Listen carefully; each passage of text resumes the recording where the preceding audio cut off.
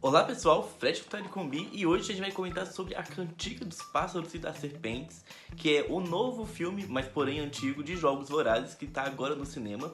E lembrando que aqui no YouTube a gente sempre tem spoiler, então Fred, bota a vinheta.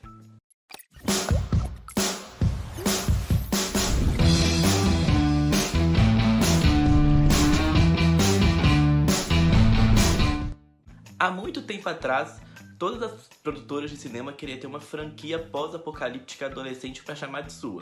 A Paris Filmes, no caso, veio com Jogos Vorazes e a gente conheceu a Katniss Everdeen, que estava ali no mundo onde a cada ano, né, jovens, um menino e uma menina de cada um dos 12 distritos, né, que supostamente em algum momento na vida foram 13, são obrigados a participar dos Jogos Vorazes, onde eles têm que basicamente se matar e ficar, é um resta um. Quem sobreviver ou quem matar mais, ou quem ficar até o final, recebe uma vida aparentemente melhor, né, com um dinheiro melhor, uma casa muito melhor, e tem muito lugar que realmente vê isso como se fosse a salvação. Acontece que apesar da Katniss vencer, ela vence de um jeito tanto quanto diferente, já que ela acaba distorcendo um pouco as regras por conta do seu crush e futuro marido, que é o Peeta. E aqui eles compram de vez a briga com o Presidente Snow, que é um dos melhores vilões de cinema. E essa introdução toda é justamente para falar que nesse filme a gente vai acompanhar a trajetória de crescimento desse, não então Presidente Snow, né? É Colonarius o nome dele. Gente, nome normal eu já esqueço, imagina nome difícil assim. Então a gente vai ver a história do futuro Presidente Snow, né? Como que tá a Panem, porque aqui a gente se passa na 10ª edição dos Jogos Vorazes. Então o negócio ainda tá meio que começando, né? E mesmo assim já tá passando por alguns problemas. É um mundo pós-guerra, né? O fim da guerra de Panem tá recente. Os distritos ainda estão... por mais que a gente vê a capital ali se reerguendo e tendo dificuldades ainda, imagina lá nos distritos, então tá tudo bem pior.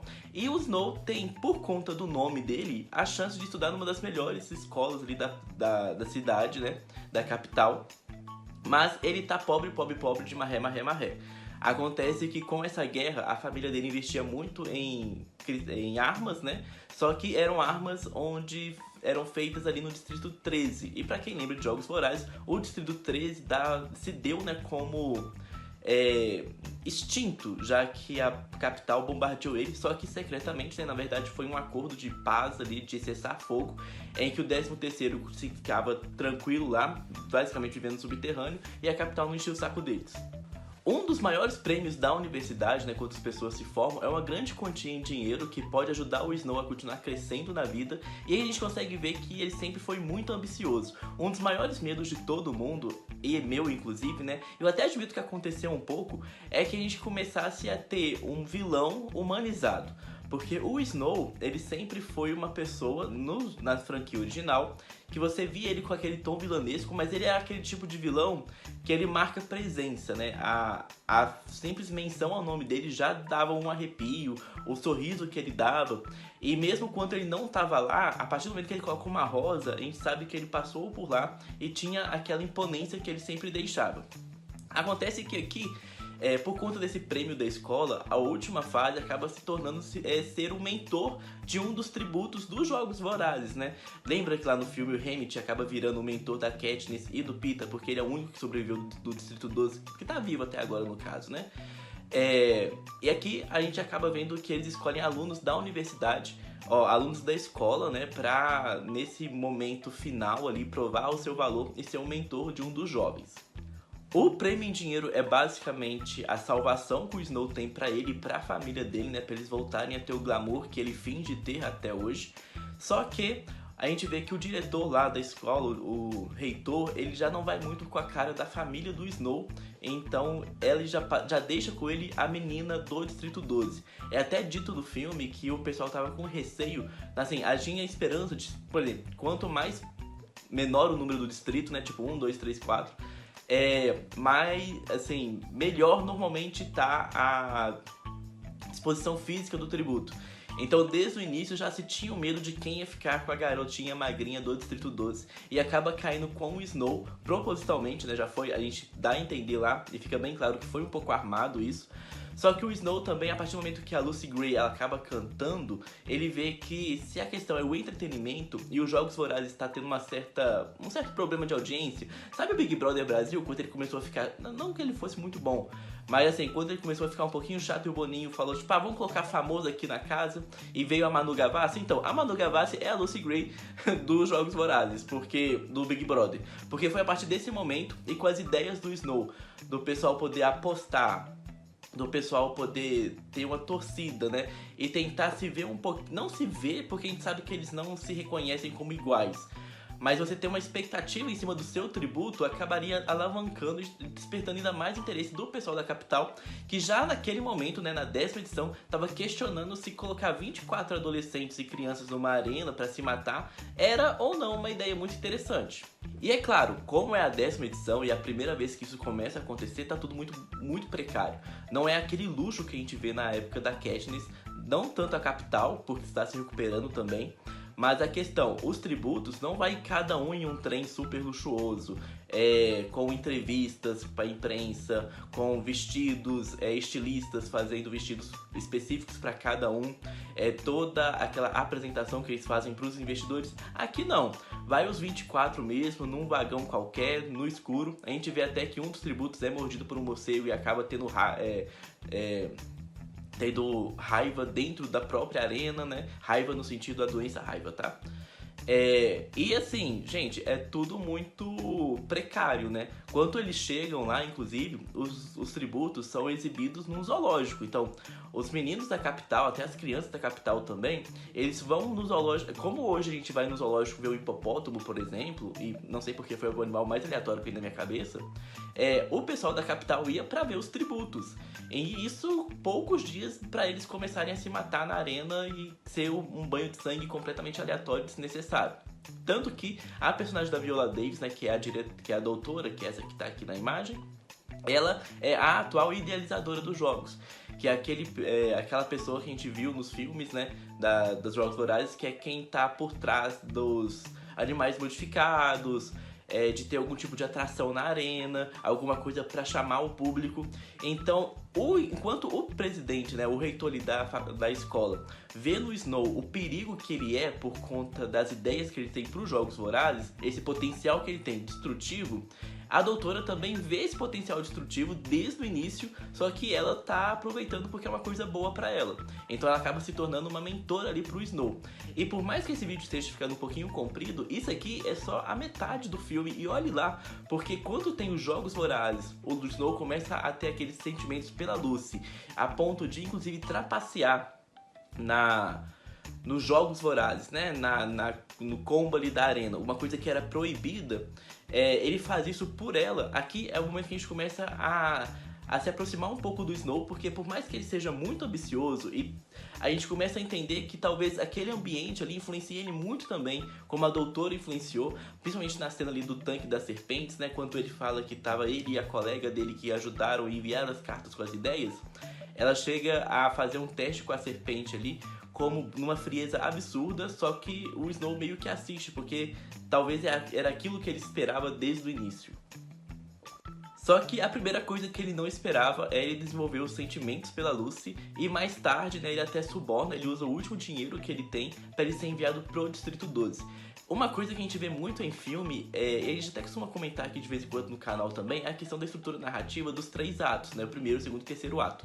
O filme dos Jogos Vorazes, ele é curioso porque a gente pode considerar que ele tem um quarto e talvez um quinto, porque assim, eu entendo que não faz sentido nenhum ter dividido ele em 2 filmes, e tudo bem ter essa duração de 2 horas e 40, só que o filme faz uma crescente de curva assim, ó, ele vai lá em cima na hora dos jogos, porque, inclusive, gente, se você assistiu os Jogos Vorazes por conta da ação, você não vai gostar muito desse filme, tá? Porque a ação aqui é de menos, mas a parte interessante daquele envolvimento da Lucy com o Snow, querendo ou não, o início ali do romance dos dois, e o ápice disso, que é cada um a sua maneira lutando para a sobrevivência da Lucy, né? A Lucy na arena, o Snow tentando fazer de tudo ali no background dos jogos para tentar fazer com que ela saia viva e praticamente ilesa, a ponto da trapaça, inclusive.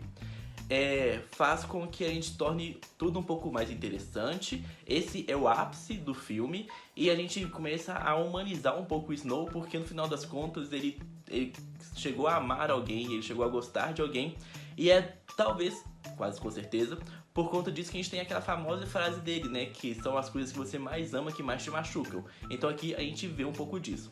E inclusive, um traço que o pessoal traz bastante com a Katniss, afinal de contas as duas vieram do Distrito 12, né?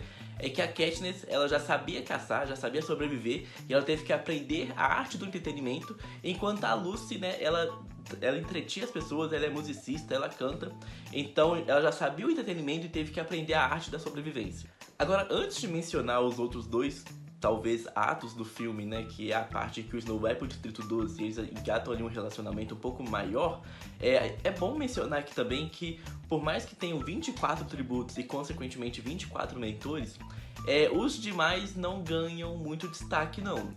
Tem uns que a gente não sabe nem o nome, é no máximo ali a estrutura caricata deles mesmo, é pra ser o fortão, que tem mais chance de vencer, é a menina doente, é o perdidinho, é a doidinha. Então, assim, inclusive nos mentores também, você não vê muito esforço de tentar mostrar isso. Assim, a gente até entende por ser a primeira edição que isso acontece, uma novidade, mas assim, podia tentar trazer um pouquinho mais desse contexto pra gente entender melhor qual que foi a relação dos mentores com os outros tributos. Claro, além daquela que acaba morrendo. Só que com o Snow no Distrito 12, um dos amigos dele acaba indo também, que é aquele amigo que a gente até vê no trailer, que ele não é muito fã dos jogos, porque ele é do Distrito 2, né? Então a gente vê que sim, é possível você comprar sua entrada ali na capital, por mais cara que seja. Inclusive, a família dele, né, que eu esqueci o sobrenome, Pingree, uma coisa assim, acaba que são eles que acabam se saindo por cima junto com a falência da família Snow, porque eles também eram de um distrito de um investimento armamentista, só que enquanto a família Snow estava com as bases lá no distrito 13, eles estavam no distrito 2, que sempre tem uma relação muito boa com a capital. Então a partir do momento que o 13 explodiu, né, foi do 2 que eles começaram a pegar recursos. Então foi assim que ele conseguiu entrar na capital, participar desse mundo paralelo praticamente, só que ninguém deixa ele esquecer do que ele é, de quem ele é e de onde ele vem. E ele também não esquece disso e leva isso pra frente de um jeito até muito bonito, apesar de muito radical também mais tarde, mas a gente sempre entende porque, afinal de contas, é um mundo em guerra. Lá no Distrito 12, os dois viram pacificadores e vale uma contextualização aqui, que ser um pacificador não é uma coisa boa, tá? Se tornar um pacificador é uma das maiores humilhações que alguém da capital ou alguém de um nome renomado foi foda, de nome pode acabar se tornando, né? Tanto que o Distrito 2, como eu disse, pela proximidade com a capital política e de relações, muitas pessoas do Distrito 2 ou se tornam os carreiristas, né, os famosos carreiristas dos Jogos Vorazes, que treinam a vida inteira para se voluntariar e tentar vencer os jogos, ou se tornam pacificadores por conta dessa relação com a capital. Mas enfim, os dois vão pra lá, eles começam a trabalhar ali como pacificadores. O Snow, aos poucos, vai tecendo ali, vai fazendo o seu caminho pra crescer novamente, até o ponto que ele, inclusive, trai esse amigo dele, né? Ele chega a matar um dos jovens na arena, eu tinha esquecido desse ponto. Depois aqui tem uma treta envolvendo toda a questão da filha do prefeito lá do Distrito 12, que também já não era muito fã da Lucy, e quando eles se reencontram acabam envolvendo ali numa questão de tráfico de armas também, junto com esse amigo do Snow que tá tentando ajudar a revolução, tá tentando ajudar as pessoas a irem contra a capital. Então o Snow acaba tendo essas mortes, sendo as primeiras mortes dele, né? O garoto na arena, a filha do prefeito, pra tentar defender a Lucy, só que também ele leva a culpa pela morte do amigo dele, afinal de contas ele acaba gravando uma conversa deles, enviando isso pra capital, chegando ali nas mãos da doutora, que entende qual que é o contexto disso, e acaba fazendo a denúncia, o que acarreta não só na prisão de alguns rebeldes, mas também prisão e execução, diga-se de passagem, do Snow, do colega do Snow e de alguns rebeldes ali. E finalizando a nossa trágica história de amor, né, essa questão da desconfiança do Snow e essa ambição dele implícita, até mesmo no momento em que ele larga tudo e escolhe a Lucy, quando eles encontram as armas na cabana, ele fica com a dúvida para saber se a Lucy não participava também dessa questão revolucionária, ou se foi realmente uma incrível e infeliz coincidência. Só que a Lucy tem uma frase que eu achei muito legal e que a gente tem que levar isso um pouco pra vida também, é que por mais que você ame alguém, se você não confia nela, talvez ela não seja a pessoa certa pra você. A frase não é exatamente essa, mas o contexto é mais ou menos nesse sentido. Então aqui a Lucy também passa a desconfiar do Snow. Então é o momento em que eles têm a ruptura, né? Por mais que eles estavam lá fugindo, indo embora juntos, tentando um novo destino, uma nova chance pra serem um casal e viverem felizes juntos, essa ambição latente do Snow que tá lá e que só tava adormecida, voltou. O Snow passa a desconfiar da Lucy, a Lucy passa a desconfiar do Snow, e a gente tem aquela cena final em que ficam muitas coisas abertas, né? O filme obviamente é focado no Snow, então a gente não sabe, a gente obviamente sabe o que aconteceu com o Snow, virou presidente e morreu do jeito que morreu. Mas a Lucy, a partir daquele momento, é uma completa surpresa, uma completa incógnita, a gente não sabe pra onde que ela foi, pra onde que ela vai, tanto que é até dito que ninguém nunca mais ouviu falar dela, né? Também tem a cena de perseguição na floresta. Não dá pra entender se ela deixou de propositalmente a cobra ali pra picar o Snow junto com o cachecol dela. Eu acho que era um cachecol, uma Sharp, não sei. Ou se ela, enquanto estava fugindo, a Sharp caiu e eventualmente a cobra estava lá. Não dá pra falar também se a pessoa correndo na floresta que o Snow tava vendo era de fato a Lucy ou se não era uma imaginação dele. Mas uma coisa muito interessante é que em Jogos Vorazes a gente conhece a música da Árvore do Enforcado, né? E aqui a gente vê a origem dela, inclusive até porque talvez ela se tornou uma música proibida. A Katniss comenta, né, no futuro, em que ela gostava dessa música, não entendia, mas agora que ela é adulta ela até entende. Mas que essa música havia se tornado proibida ali no distrito, por mais que fosse cultural. E aqui a gente vê que era porque essa era uma das músicas que a Lucy cantava pro Snow. Então talvez esse ressentimento no coraçãozinho dele durou tanto tempo que ele até inclusive baniu a música. E pra finalizar o vídeo, né, porque eu falei bastante, as músicas também são uma coisa bastante presente nesse filme, até por conta da personagem da Lucy. Então é muito bom ver isso, inclusive já tô com a trilha sonora de Jogos Vorazes lá na Apple Music, já tá salvo. Só duas, né, a música do Homem Enforcado da Árvore e a principal, que é cantada pela Olivia Rodrigo. Mas tudo é muito bem feito, muito bem produzido. Tanto o design de figurino, né? Apesar de que a gente vê que o figurino da capital, com exceção da doutora, que é a mentora ali dos Jogos Vorazes, né? A patrocinadora, não, gente, eu falei essa palavra logo no início do vídeo, esqueci. A idealizadora dos Jogos Vorazes, que tem esse visual um pouco mais extravagante, um pouco mais caricato. Os demais, apesar de ter essa pose, a gente vê que as roupas ainda não são tão o nível que um dia virão a ser, né? Mas lembrando, né, é um mundo em que tem só 10 anos e da mesma forma que os distritos sofreram, a capital também sofreu, cada um à sua maneira, mas acaba que também não vira sendo uma justificativa para os Jogos Vorazes, né? Tanto que no final, quando o Snow volta, a gente descobre que o rancor que ele tem, que o diretor da escola, né, que o reitor tinha, né, que foi o reitor, inclusive, que também fez ele se tornar um pacificador, foi justamente porque o reitor tava, sei lá, tomou muitas um dia, acabou tendo a ideia para os Jogos Vorazes, o pai do Snow escutou isso, deu essa ideia, o pessoal gostou, e ele já vive meio que dopadinho, porque todo esse peso das mortes desses jovens, né, se é a 10ª edição, são 24, então 240 jovens, talvez? É isso, né? Se eu não errei a conta. Dessas 240 crianças, cai sobre os ombros dele. Não, 240 não, porque se tem pelo menos um que tá vivo, né? Porque tem que ser o vencedor. 230 então, talvez. Mas enfim, a morte acaba caindo nos ombros dele, né? Ele tem sangue nas mãos e pra sempre o nome dele vai ser atrelado à criação dos Jogos Vorazes, por mais que seja uma coisa que ele abomine.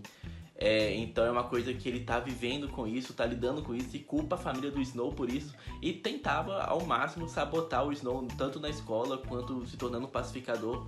Mas, né, aqui também a gente vê o início do que vai ser a maior fama do Snow, que é que muitos inimigos dele acabam morrendo por veneno, porque acabam se tornando a arma principal, a assinatura dele, como a forma que ele escolhe pra acabar com essas divergências quando ele tem, né? A gente sempre viu isso, inclusive, nos filmes, que o Snow também toma do próprio veneno, né? Por mais que ele administre o antídoto depois, a gente vê que ele usa muito essas rodas também para tentar disfarçar o cheiro de sangue que vem da boca dele, porque o antídoto não é tão rápido e acaba sem tendo alguma sequela. Mas por fim é isso, né? Eu aguardo vocês no próximo vídeo aqui. Link da descrição Futari com B nas redes sociais, Facebook, Twitter e Instagram. Obrigado você também que está vendo esse vídeo pelo canal do Barzinho Nerd, né? A gente tá tendo essa transição, assim, essa troca de conteúdo. Então vai lá no Futari com B, acaba assistindo também os outros vídeos, porque nós dois, os dois canais juntos, falamos sim de cultura nerd e um complementa o outro. No mais é isso, aguardo vocês no próximo vídeo e tchau, tchau! It's the things we love most that destroy us.